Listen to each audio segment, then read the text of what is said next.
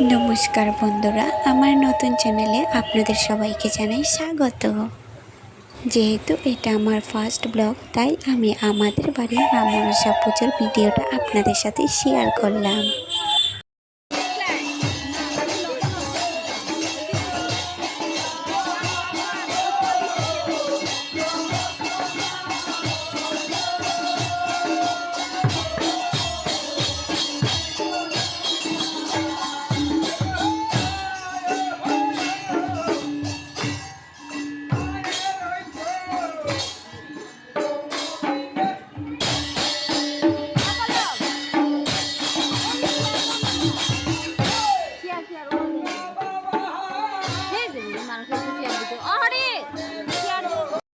তারপর যে নাচটা আপনাদেরকে দেখিয়েছি, সেই নাচটা পুরোটা রাত চললো। সারাটা রাত অনবরত ওনারা নেচে গেছে।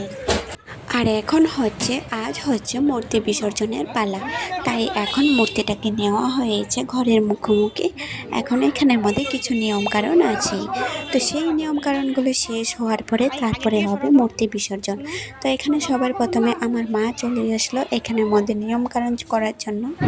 আর যেদিন আমাদের বাসায় বিসর্জন হবে সেদিন আমাদের নিয়ম হচ্ছে সেই মূর্তিটাকে আমাদের দরজার মুখ বরাবর এমন করে রেখে তারপর এখানে মিষ্টি মুখ করতে হবে, তেল সিঁদুর দিতে হবে, আর সবাই ওনার চরণে ধান ধূপ দিবে, আর সবাই মার থেকে আশীর্বাদ দেবে। আর সবাই সব সময় মাকে বলবে, মা আপনি আবার বছরে আসবেন, আপনাদের সন্তানকে আপনি দেখে যাবেন। মনসা পুজোর পুরো ভিডিওটা তোমাদের কাছে আমি এই জন্য দিতে পারলাম না, তার কারণ যেহেতু আমার ভিডিওতে এমন কোনো ভিউজ নেই, তার জন্য আমি ভাবলাম বেকার কষ্ট করে ভিডিও বানিয়ে লাভ কী আছে। তো এটা আমার কাছে একটা স্মৃতি হিসাবে থেকে যাবে, তার জন্য এই ভিডিওটা বানানো। আর এই ভিডিওটা আমার যখন মন খারাপ লাগবে বা বাড়ির জন্য কিছু মন খারাপ লাগবে তখন আমি দেখতে পারবো, তার জন্য আরও আমার এই ভিডিওটা বানানো। আর এখানে আমার মা আছে, কাকিমা আছে, বৌদিরা আছে, দুই বৌদিরাও আছে, সবাই মিলে এখানে মাকে বরণ করে নিচ্ছে। আর সবাই মিষ্টি খাইছে আর তেল সিঁদুর দিবে, আর সব মার কাছ থেকে আশীর্বাদ নেবে আর বলবে যে মা আপনি কিন্তু বছর বছর আসবেন।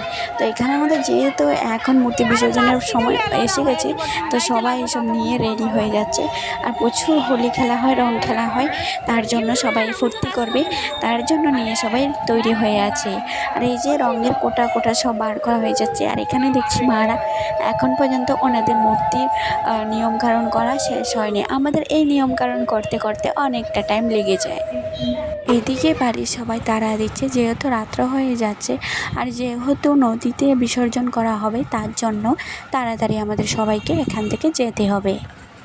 আর সত্যি কথা বলতে আমাদের বাসায় পুজোর সময় আমি প্রত্যেকবারেই আমাদের বাড়িতে আমি চলে আসি, তার কারণ হচ্ছে যে আমার যে এই পুজোটা আমার বেশ ভালো লাগে, ভীষণ ভালো লাগে। আর ছোটোর থেকেই দেখে আসছি যে বাড়িতে এমনভাবে পুজো হয় যে খুব আনন্দ ফুর্তি থাকে, তার জন্য আমার এই পুজোর মধ্যে অনেকটা মতি চলে আসে, না আমি যাবই, যা কিছুই হোক আমাকে মনসা পুজো যেতেই হবে। এখন পান পাতার মধ্যে সিঁদুর লাগিয়ে মার গালের মধ্যে লাগাচ্ছি। আমি বললাম, মা ভালো করে সিঁদুরটা লাগিয়ে দাও যাতে মার গালটা একটুখানি কালার হয়ে যায়। তো মা বললো তা নাকি হয় না। তো দাদা বললো না মা করো, দেখতে ভালো লাগবে। তো আমি নিজেকে একটুখানি ক্যামেরার দিকে দেখিয়ে দিলাম। সবাই চুল খুলে মার দেবীর যে চরণটা আছে সেখানে চুল খুলে সেই চুল দিয়ে চরণটাকে মুছে আনছে, তাই সবাই এখন চুল বাঁধছে। আর এখন সবার নিয়মকানুন শেষ হয়ে গেছে, এখন মূর্তিটাকে নিয়ে চলে যাবে ট্র্যাক্টরের কাছে, কারণ ট্র্যাক্টরে করে নেওয়া হবে আমাদের বিসর্জন দিতে। এই জায়গাটা সত্যি খুবই খারাপ লাগে। সবাই আনন্দ ফুর্তি করে যায় তো সত্যি কথা, কিন্তু যখন নদীর জলে মূর্তিটাকে বিসর্জন করে আসতে হয় তখন খুবই খারাপ লাগে। তো যেহেতু এখন ডিজে বেজে গেছে আর নাচানাচি হুলস্থুল, এখন হবে রং খেলা, পুরো স্টার্ট হয়ে যাবে। আর সবাইকে ভূত বানানোর পাল্লা চলে আসলো। অনবরত 3 দিন ধরে এই পুজো চলছে। আগের দিন ছিল ষষ্ঠী, তো এখানে বলে অনেকে অধিবাস বলে, আবার অনেকে ষষ্ঠী বলে, অধিবাস। তারপরে ছিল পুজো, তারপরের দিন ছিল ভোগ রান্না, তো আজ হচ্ছে বিসর্জন। আমার কাকাতো বোনরা চলে আসলো আমাকে ভূত বানানোর জন্য। আর সত্যি সত্যি ওরা সাকসেস হয়ে গেল। এইভাবে আমাকে আবির মাখিয়েছে, হয়তো আমাকে কেউ দেখলে বুঝতেই পারবে না। যেহেতু প্রচণ্ড গরম ছিল তাই আমি কী করলাম, চুলটাকে বেঁধে নিলাম। আরেকটা কারণ হচ্ছে চুলটাকে বাঁধার কারণ জানি ভালো করে সবাই কালার দিবে, তার জন্য চুলটাকে যতটা পারি ততটা বাঁচানোর চেষ্টা করছি।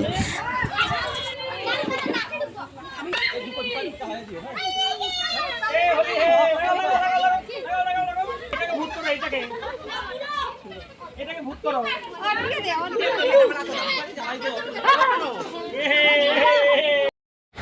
আমরা প্রতিটা বছর অপেক্ষা করি এই দিনটা কবে আসবে, তার কারণ এই দিনটার মতন মজা আর কোনো দিন হয় না। বছরে একবারে এই দিনটা আসে, আর এই দিনটা আমরা সবাই মন ভরে আমরা আনন্দ ফুর্তি করি, কারণ এই দিনটা আমাদের কাছে অনেকটাই স্পেশাল হয়ে আমাদের কাছে থেকে যায়।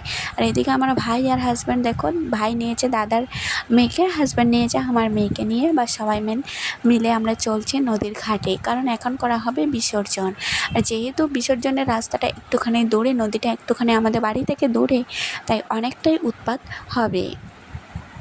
নদীতে যখন মূর্তিটা নিয়ে যাওয়া হয় তখন এতটা পরিমাণে উৎপাত হয় কি বলবো। আর তার জন্য এই নদীর জলের ভিডিওটা আমি করি না, তার কারণ এতটা রিস্ক নেওয়া যায় না। সবাই জল ছিটাছিটি করে আর সবাই টানা হেঁচড়া করে সবাইকে ফেলে দেয়, তার জন্য আমি নদীর জলের ভিডিওটা আপনাদেরকে দিতে পারলাম না।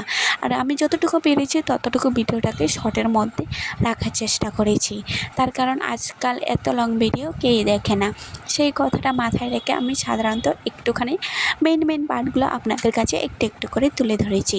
আশা করি যদি আপনাদের এই ভিডিওটা ভালো লাগে তাহলে একটা লাইক করো আর একটা সাবস্ক্রাইব করে দিও। মাঝ রাস্তায় আমরা সবাই মিলে চলে এসেছি, আর বেশি একটা বাকি নেই, যাওয়া হচ্ছে মোটামুটি। আর যেহেতু সবাই নাচানাচি উৎপাত করে যাচ্ছে তাই আস্তে আস্তে করেই যাওয়াটা হবে। আর রাস্তাটা তো একটুখানি অন্ধকার ছিল, যেহেতু ট্র্যাক্টরের মধ্যে লাইট ছিল আর দু ধরনের লাইটিং ছিল, ডিজে লাইটও ছিল, তার জন্য অতটাও ভিডিও করতে প্রবলেম হয়নি আর কি। আর সবাই এই যে দেখুন কি অবস্থা, কি হাল হয়ে গেছে। এখনও তো আগে অনেক বাকি রয়ে গেছে, কারণ আরও উৎপাত এখনও বাকি। আর খাস করে আমার ছেলে, ও অনেক ভালো পেয়েছে, তার কারণ হচ্ছে আমাদের এলাকা আমরা যেখানে থাকি সেখানে এমনভাবে মনসা পুজো আমি কোনো জায়গায় দেখিনি। আজ প্রায় 7 বছর রানিং আমার বিয়ে হয়েছে, কিন্তু এখন আমি এমন ধরনের মনসা পুজো কোথাও দেখিনি। সত্যি বলে মানুষে যে বাড়ির পুজো বা বাড়ির কিছু মজাটা সত্যি অনেকটা আলাদা থাকে। তাই এখন সবাই কী করছে, সবার মনে হয় তোমার অরেঞ্জ কালার রং দিয়ে মন ভরেনি, এখন গ্রিন কালার রং দিয়ে সবাই কিন্তু ভরিয়ে দিচ্ছে। তাই আমি বললাম সাদা রংটার বাকি রাখলে কেন, তাহলে তো সবটাই পরিপূর্ণ হয়ে যেত। আর এতটা রং দিয়ে সবাই আমাদেরকে ভরিয়ে দিয়েছে যে চোখের পাতাটাও ফেলতে পারছি না, রং উড়ে উড়ে আসছে। আর এই রঙে ওনাদের মন ভরেনি, এখন নিয়ে এসছে মেজেন্ট। আমার কপাল ভালো ছিল, আমার গায়ে অনেকটা ধরনের এই রঙটা লাগানো ছিল, আবির রঙটা, তার জন্য ওই রঙটা যখন আমার গালে লাগানো তখন ভালো করে লাগেনি, কারণ যার গালে লাগিয়েছি 3-4 দিন এই রঙটা ওঠেনি। আর এই রঙটাকে আমি অনেকটাই ভয় পাই, কারণ একবার যদি গায়ে লেগে যায় আর ভালো করে আর ফট করে ওঠে না। তাহলে আজ ভিডিওটা এখানে শেষ করলাম। Bye bye.